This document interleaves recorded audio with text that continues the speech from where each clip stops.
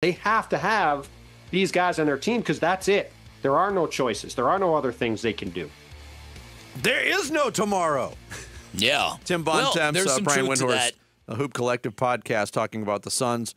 The big move they'll make this offseason is re-signing Royce O'Neal. Grayson Allen already in the fold. There's truth to that. There's truth to the Royce O'Neal thing, too.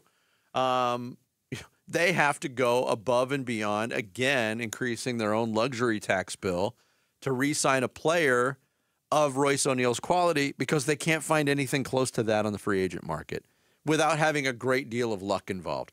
And let's talk about that, too.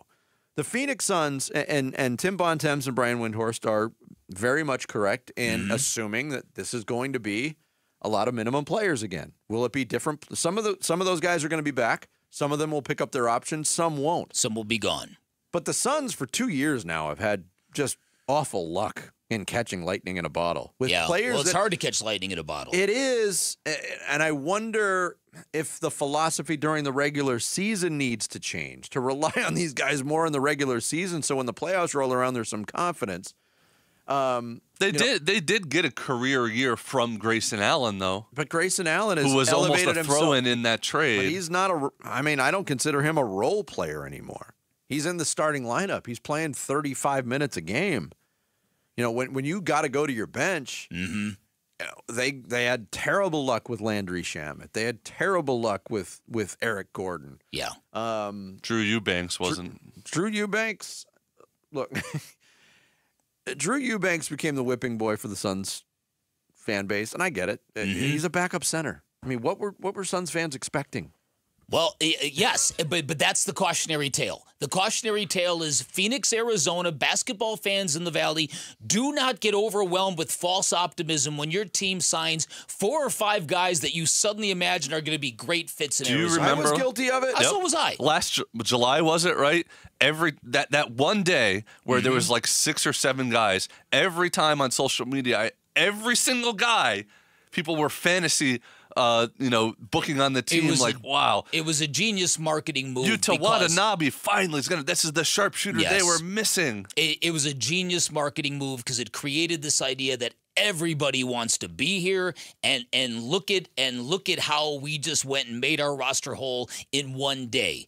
Well, it turned out that basketball teams are a bit more complicated than that. Yes. Building them is a bit more complicated than that, particularly fitting players around this confluence of stars here in Phoenix, where there is really no alpha yet in the room. So I think this team is clearly what are the options here? There's the LeBron scenario / fantasy. Was that kicked out the window with news that Darvin Ham was offered a job on Mike Budenholzer's staff? Because he's the guy that just got fired in Los Angeles. Yes. The way it was phrased, Mark Stein put that report out there that Budenholzer approached Darvin Ham about joining the staff and Ham declined because of 2 exacting seasons. Yeah, exactly.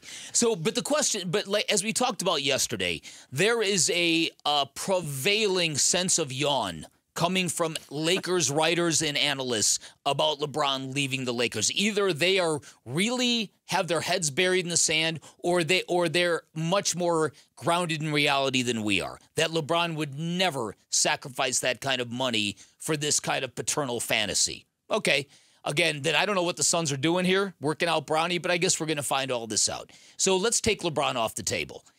Then what does this team do? We're putting an awful lot into Mike Budenholzer, creating a vibe and a system that elevates these the big 3, which then elevate everybody else around them. That's really what the hope is. Because where are you going to find great basketball players are not just sitting there going, "Hey, Phoenix, I'm the answer to your prayers." There's nothing special about Phoenix. No. When they assembled the big, first when they brought in Kevin Durant, everyone's going to want to play with Durant and Booker. Then when they brought in Beal, everyone's going to want. The Suns are not a unique team in the NBA anymore, in that people are going to run to play with them because of their championship expectations. I'm going to amend what you said. I do think that in optimum conditions, you would be wrong. There would be something special about we would be as good as Miami, not as good, but we would be in the same boat as Miami and LA and maybe a couple of other cities. But, as a city, the lack but I mean of as a joy team. and the lack of energy coming off of last year's team, who would want to voluntarily come to a team that looks that disconnected? I'll take exception to what Jarrett said on a different front. I do think they're unique. I do think they're still, what was the word you used? Who the hell knows? Special. Special. He said there's nothing special about them. about Phoenix. You still, I mean, Kevin Durant is still a gravitational pull. If Players you're- around the league, players want to play. He's idolized by players in the league currently. But if you're a vet player, a bench player, sixth man, seventh man, are you going to want to come to Phoenix, or are you going to want to go to Oklahoma City or Minnesota or one of these young up and coming teams? You're not running here. I mean, no, but again, I have to tell you this. We're 2 days away from the NBA Finals starting, and the Dallas Mavericks are representing the Western Conference. Mm-hmm.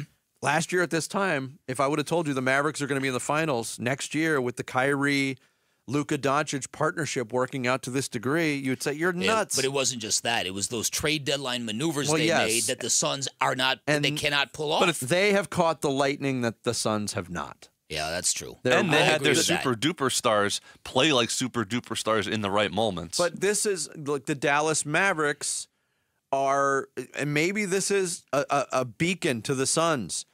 Don't punt on number 22 in the draft. Don't punt on it by by trading it. Don't punt on it by drafting a project that can't help you. Derek Lively is a big part of what the Dallas Mavericks are doing. Now, he was drafted higher than 22, but you can find guys that can help you. The Suns just have not put any young players in that scenario to have them develop, to get comfortable. So some of it's luck. I'm not going to say the Suns have had bad luck, but a lot of it is their own doing too. Yeah, but given their limitations, are you really confident in their ability to find difference makers? I don't know. I'll have to see it to believe it. I mean, do I feel confident about it? No, with the Suns' recent draft history plus this crop of draftees not being overwhelming. Somebody's going to come in. Somebody's going to come in from 10 to 20 and help an NBA team. Yeah, next you're right year. about that. And okay. It's just a matter of doing your homework. Finding the right person. Finding the skill set and finding the fit. Thanks for watching Bickley and Marotta. Click to see the latest Bickley Blast and hit the button in the middle to subscribe to Arizona Sports.